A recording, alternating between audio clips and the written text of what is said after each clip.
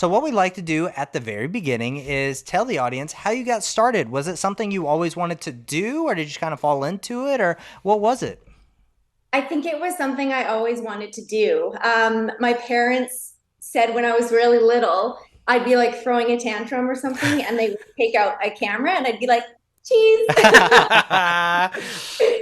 So they knew very early on, but they didn't want to. They didn't want me to go that route. Hmm. So I think they thought about putting me into like lessons or doing like the, kid modeling and stuff and decided against it. And they kind of said if this is what Ashley wants to do, she'll do it. She'll find a way. So when it really hit me, I was in grade 6 Mm. and it was my first drama class. And my teacher was putting on the play The Little Prince, the Oh, yeah. adaptation from the book. And my very forward thinking grade 6 teacher opened it up to guys and girls Oh, for the wow. lead. Yeah. So he was like, girls can audition. We can change it to the Little Princess if we want. Guys can audition for it as well. And I was like, oh, okay, I'm going to try. And prepared my little butt off and went up. I think I was the first girl to go Mm. up. And after my audition, my teacher was like, that's great. Does anybody else want to audition? Put up their hand.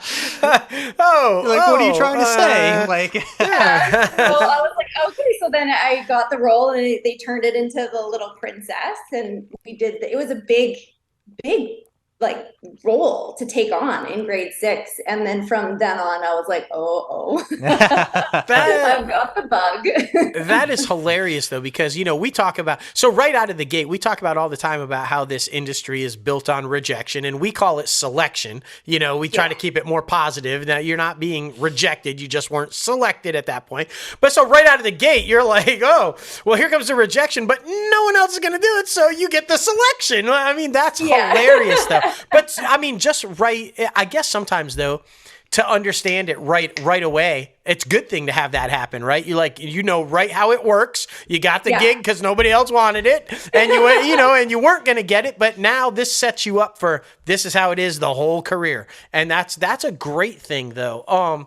So I got to ask because you said, they didn't kind of want to get behind it on after you nailed this thing and this is your big role and you're prepared and they see you're all in. Did it switch in tone? Did they kind of get behind you at that point and go, okay, no, like, still get the real job? They're like, that's great. It's a phase. She'll do it in school. She'll have fun, and then she'll find a career. And there's nobody in the industry in my family. mm. So they were they were behind me. They wanted me to do it, but they also really wanted me to, get good grades, go to university, do all of that.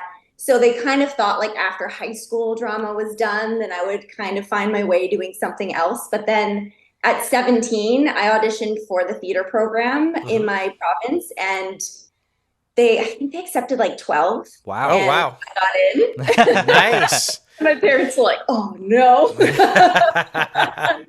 So it took a little while. They were 100% behind me now and have been for a long time. But I think I needed to show them my determination and my persistence and my love for it.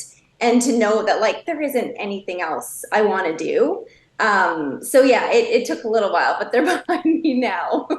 I love that, though. I love that because, like, we do talk about the mental health aspect, in which it's very interesting because, was there ever a certain point of time that you had that little bit of self-doubt where you were like, okay, this isn't really like a reality, I guess you could say. This is a quote unquote pipe dream because we've heard it ourselves because we told you we are filmmakers and we're chasing the dream, creating films, creating TV shows, all that different stuff.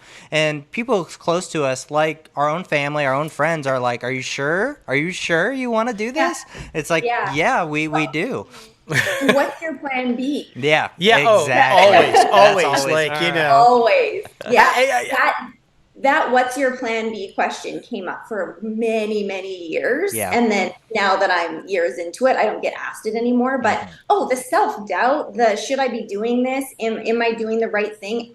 All the time. Yeah. But there's a little voice that's just a little bit louder saying, yes, you're on the right path. This is what you should be doing. So that one always outweighs it.